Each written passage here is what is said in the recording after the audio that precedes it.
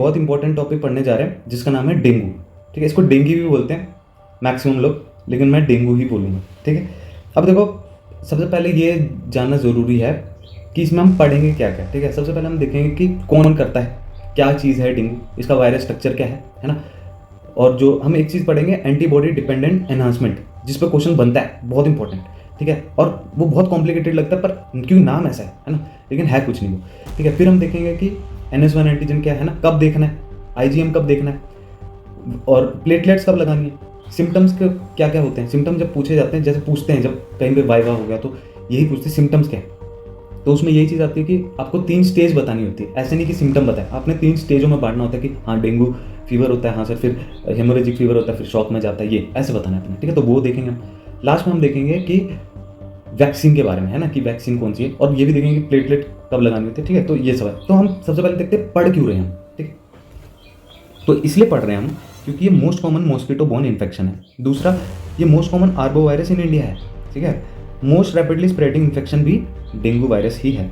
ठीक है, अब देखो, डेंगू जो है वो एडिस इजिप्टाई स्प्रेड करता है, और ये क्या होता है कि ये अपने ऑफस्प्रिंग्स में नेक्स्ट जनरेशन में ट्रांस ओवेरियन रूट से भेज देता है। तो ऐसा नहीं कि इन्फेक्शन होने की जरूरत है, ये ऐसे भेजता रहता है आपस में, इसलिए ये बहुत प्रेवलेंट हो गया। ठीक है, एडिस इजिप्टाई जो है वो ज़्यादातर हम उसको क्या बोलते हैं, टाइगर मॉस्किटो बोलते हैं। क्यों बोलते हैं? क्योंकि उसमें ब्लैक और व्हाइट स्ट्रिप्स होती हैं, स्ट्रिप नहीं मतलब डॉट होती है, व्हाइट डॉट है ना, तो एक सफ़ेद टाइगर जैसा लगता है। ठीक है, इसलिए क्या बोलते हैं, टाइगर मॉस्किटो। ज़्यादातर कहाँ पे होता है, आर्टिफिशियल कलेक्शंस में, जैसे कोई बर्तन हो गया है ना, बाहर रखा है, टायर हो गया, वहाँ पे पानी इकट्ठा है, वहाँ पे ये एडिस इजिप्टाई बैठ के ब्रीड करने लग जाता है। ठीक है, फिर देखते हैं यार, ये डेंगू वायरस जो है वो फ्लेविविरिडे फैमिली का है, जो कि जीका वायरस, फिर येलो फीवर, फिर हेपेटाइटिस जो सी है वो भी फ्लेविविरिडे फैमिली में ही आते हैं। ठीक है, 4 सीरोटाइप हैं।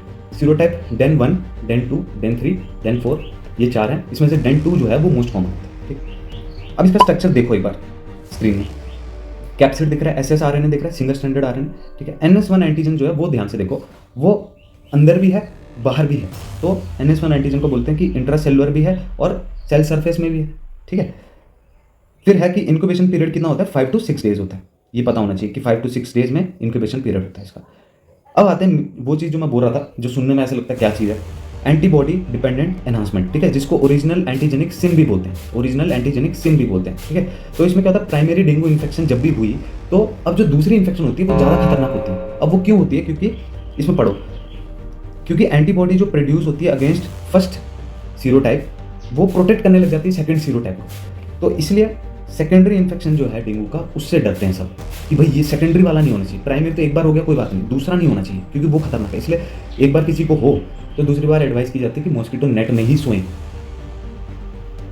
फिर देखो यार, अब जो मैं सिम्टम्स की बात करता कि 3 फेजेज में जाती है। आपको जब भी समझाना है, कोई पूछे डॉक्टर साहब बताओ सिम्टम्स क्या है, या बताओ सिम्टम्स क्या है, तो आप क्या बताओगे कि 3 स्टेज होती है। ठीक है, तो उसको कैसे डिस्क्राइब करना है कि स्टेज 1 जो होती है वो डेंगू फीवर होती है, स्टेज 2 जो होती है वो देखो हेमरेजिक है ना, जिसमें ब्लीडिंग होगी, है ना, हेमेटोक्रिट बढ़ जाएगा, बताऊंगा आगे। ठीक है, लास्ट स्टेज जो होती है शॉक हो सकती है, डेथ भी हो सकती है शॉक में। ठीक है, तो ये लास्ट स्टेज होती है। तो जब तुम देखो डेंगू फीवर, तो उसमें क्या क्या चीज़ें ये पढ़ो, मोर देन 2 ऑफ एनी, इन दो इससे 2 या 2 से ज़्यादा चीज़ें दिख रही हो तो हम उसको घोषित करेंगे कि डेंगू फीवर है। क्या क्या चीज़ें होती हैं, हाई फीवर है ना, जिसको हम बोलते हैं break bone fever, retro orbital pain, पीछे आंख के पीछे दर्द होगी बहुत ज़्यादा। ठीक है, ब्रेक बोन फीवर बोलते हैं इसको, ये पता है, रेट्रो ऑर्बिटल दूसरा। तो ये 2 मिल गए तो मतलब क्या है, ये डेंगू फीवर है। मैंने बोला 2 या 2 से ज़्यादा मिल रहा है तो तुम घोषित कर दोगे। हेडेक हो सकता है, बोन पेन हो सकता है, माइल्जिया हो सकता है, आर्थ्रेल्जिया हो सकता है, रेट्रो ऑर्बिटल पेन हो सकता है, मैकुलोपैपुलर रैश हो सकता है। ठीक है, तो ये होगा तो हम क्या बोलेंगे, डेंगू फीवर। फिर ये नेक्स्ट स्टेज में जाता है जहाँ पे क्या होता है, डेंगू हेमोरेजिक फीवर, जिसमें क्या होता है बेसिकली प्लेटलेट काउंट्स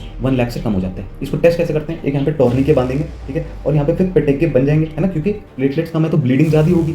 ठीक है, तो पेटिके क्या होते हैं, वो ब्लीडिंग वाले पॉइंट्स बनते हैं। ठीक है, वो अगर 20 से ज़्यादा तुम्हें 1 इंच के बॉक्स में, स्क्वायर बॉक्स में तुम्हें अगर 20 से ज़्यादा पेटिके मिल रहे हैं, that is tourniquet test positive, that is itself a diagnosis of dengue haemorrhagic fever. ठीक है, तो देखो प्लेटलेट काउंट 1 लाख से कम, है ना, नॉर्मल कितना होता है 1.5 से 4 लाख तक होता है। ठीक है, तो पॉजिटिव टॉर्निके टेस्ट क्या होता है कि 5 मिनट लगा के 5 मिनट रुकना है। ठीक है, और तुम्हें 20 से ज़्यादा अगर 1 इंच स्क्वायर में मिल रहा है, दैट इज पॉजिटिव। ठीक है, हिमेटोक्रिट बढ़ जाता है, ये बहुत इंपॉर्टेंट चीज़ है कि डेंगू में याद रखना, मैं आगे ये ट्रीटमेंट में बता दूंगा, डेंगू में हिमेटोक्रिट बहुत ज़्यादा बढ़ जाता है। अब इसमें बढ़ता क्यों है पहले वो समझते हैं। तो होता क्या है कि जो फ्लूइड है, जो ब्लड वेसल में फ्लूइड है वो बाहर आ जाता है, थर्ड स्पेस में चले जाता है, जैसे एसाइटिस है ना, प्लूरल इफ्यूजन हो जाएगा, थर्ड स्पेसिस में चले जाता है। तो अंदर क्या बचा फिर, जब प्लाज्मा बाहर आ गया तो आरबीसी बचा। आरबीसी को ही हेमाटोक्रिट बोलते हैं, ठीक है। जो गाढ़ा गाढ़ा हो गया वो क्या हो गया, हेमाटोक्रिट। तो हेमाटोक्रिट 20% तक बढ़ जाता है, मतलब जैसे नॉर्मल 45% है तो ये 60-70 ऐसे बढ़ने लग जाएगा, ठीक है। तो नेक्स्ट है डेंगू शॉक सिंड्रोम। तुम्हें पता है कि शॉक क्या होता है, जब हार्ट बहुत तेज बीट कर रहा है और बीपी फॉल हो जाए, उसी को शॉक बोलते हैं। तो यहाँ पे भी सेम है कि हार्ट टैकीकार्डिया होगा और बीपी क्रैश कर रहा होगा, नीचे जा रहा होगा, ठीक है। डायग्नोसिस पे आते हैं तो NS1 एंटीजन हम करेंगे शुरू के 7 दिनों में, मतलब 1 वीक तक NS1 एंटीजन जो मैंने बताया था, अंदर भी होता है बाहर भी होता है, उसको डिटेक्ट कर सकते हैं हम 1 से 7 दिन तक। उसके बाद कोई पूछे, क्योंकि ये क्वेश्चन आता है कि उसके तुम 2 हफ्ते का कोई पेशेंट है, वो डेंगू सस्पेक्ट करो, क्या करोगे तुम, क्या NS1 करोगे, गलत। तुम क्या करोगे, IgM करोगे, ठीक है। 7 दिन के बाद क्या करना है तुमने, IgM करना है, ठीक। इतना क्लियर है, ये किट आती है रैपिड, ठीक है। अब देखो ट्रीटमेंट में क्या है, सबसे पहले सिम्टोमेटिक, जो उसको हेडेक हो रही है, फीवर हो रहा है ना, तो पैरासीटामोल दो, सिम्टोमेटिक ट्रीटमेंट चल रहा होता है इसमें, ठीक है।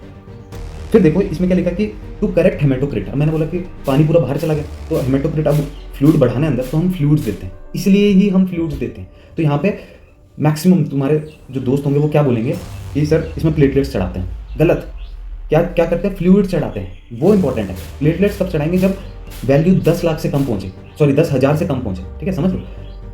कम कम कम कम जब 10,000 में पहुंच रहा है प्लेटलेट्स, तब हम शुरू करेंगे। या फिर, और 10,000 सिर्फ प्लेटलेट्स नहीं होते, साथ में सिम्टम्स भी होने चाहिए ब्लीडिंग के, ठीक है। तो देखो, तो हम क्या बोलते हैं, सीरम जो सिंगल डोनर प्लेटलेट्स है वो चढ़ाते हैं जब 10,000 से कम प्लेटलेट्स आ गए हों तभी, ठीक है, एंड प्लस सीवियर ब्लीडिंग हो तभी। तो ये जो डायग्राम है किसका है, सिंगल डोनर प्लेटलेट का एक ये है, पैक है, ठीक है।